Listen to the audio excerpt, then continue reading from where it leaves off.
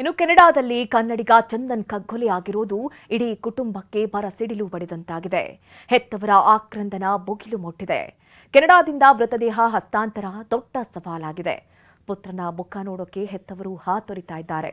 ಮೃತದೇಹ ರವಾನೆಗೆ ಕೆನಡಾ ಅಧಿಕಾರಿಗಳು ಕಾನೂನು ಪ್ರಕ್ರಿಯೆ ನಡೆಸ್ತಾ ಇದ್ದಾರೆ. ಮೃತದೇಹ ಹಸ್ತಾಂತರದ ವೇಳೆ ಸಂಬಂಧಿಕರು ಇರಬೇಕಾಗಿದೆ. ವಿಡಿಯೋ ಕಾಲ್ ಮೂಲಕವಾಗಿ ಹಾಜರಾಗಬೇಕಾಗಿದೆ. ಕುಟುಂಬಸ್ಥರು ಸೂಚಿಸಿರೋರಿಗೆ ಮೃತದೇಹ ಹಸ್ತಾಂತರ ಆಗಲಿದೆ.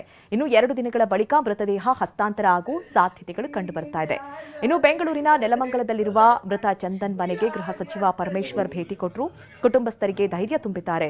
ತ್ಯಾಮಗೊಂಡ್ಲು ಗ್ರಾಮದಲ್ಲಿರುವಂತಹ ಚಂದನ್ ನಿವಾಸದಲ್ಲಿ ದುಃಖ ಮಡುಗಟ್ಟಿದೆ. ಮಗನನ್ನ ಕಳೆದುಕೊಂಡಂತಹ ಹೆತ್ತವರ ಗೋಳು ಯಾರಿಗೂ ಹೇಳದಿರದಾಗಿದೆ. ಕುಟುಂಬಸ್ಥರನ್ನ ಭೇಟಿಯಾಗಿ ಗೃಹ ಸಚಿವ ಪರಮೇಶ್ವರ್ ಸಾಂತ್ವನ ಹೇಳಿದ್ದಾರೆ.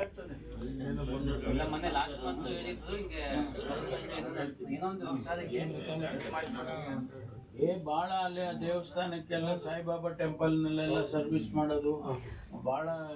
ಇನ್ನು ಮೃತ ಚಂದನ್ ತಂದೆ ಜೊತೆ ಫೋನ್ನಲ್ಲಿ ಕೇಂದ್ರ ಸಚಿವ ಕುಮಾರಸ್ವಾಮಿ ಮಾತನಾಡಿದ್ದಾರೆ. ಧೈರ್ಯ ತುಂಬಿದ್ದಾರೆ. ದೆಹಲಿಯಿಂದ ಫೋನ್ ಮೂಲಕವಾಗಿ ಮಾತುಕತೆ ನಡೆಸಿ ಸಾಂತ್ವನ ಹೇಳಿದ್ದಾರೆ.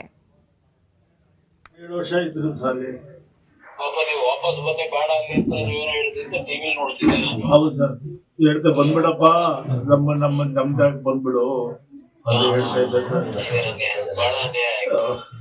ಅದು ಮದುವೆ ಮಾಡ್ಬೇಕು ಮಾತಾಡಿದೀವಿ.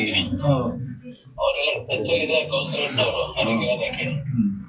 ಎಷ್ಟು ಬೇಕಾಗುತ್ತೆ ಅಷ್ಟು ಬೇಗ ಪ್ರಯತ್ನ ಪಡ್ತೀವಿ. ಅದು ಒಳ್ಳೇದ್ ಮಾಡಿ ಸರ್. ನಮ್ಮ ಮಾತೃಭೂಮಿಯಲ್ಲಿ ನಮ್ಮ ಜಾಗದಲ್ಲಿ ನಾವು ಮಾಡ್ಬೇಕು ಸರ್. ಹೌದೌದು.